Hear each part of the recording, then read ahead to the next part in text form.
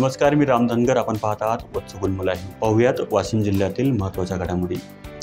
सर्व मोहमाया आणि स्वार्थाचा त्याग करत आषाढी एकादशी निमित्त परमार्थाच्या अनुभूतीसाठी दरवर्षी हजारो वारकरी दिंड्यातून लाखो भाविक पंढरपूरच्या विठ्ठलाच्या दर्शनासाठी जात असतात. शेगावच्या संत गजानन महाराजांची मानाची पालखी सुद्धा पंढरपूरला जात असते. संत गजानन महाराजांच्या पालखीचे हे 55वे वर्ष असून अकोला जिल्ह्यातून वाशिम जिल्ह्यात आज या मानाच्या पालखीचे आगमन झाले. ज्ञानोबा माऊली तुकाराम गणगण गणात बोतेच्या नामस्मरणात हजारो भगव्या पताकाधारी वारकऱ्यांसह पांढऱ्या शुभ्र गणवेशात शिस्तीत ही पालखी 13 जूनला शेगावहून श्री क्षेत्र पंढरपूरकडे मार्गस्थ झाली. पुढील 4 दिवस श्रींच्या पालखीचा वाशिम जिल्ह्यातील श्री क्षेत्र डव्हा, शिरपूर, मसलापेन आणि रिसोड येथे मुक्काम असणार आहे. दरम्यान अकोला वाशिम जिल्ह्याच्या सीमेवर वसलेल्या काटेपूर्णा अभयारण्याच्या पातूर घाट वळणावरून पालखी मार्गस्थ होताना पालखीचे ड्रोन कॅमेऱ्यामध्ये मोहन पाटील यांनी टिपलेले हे विहंगमय दृश्य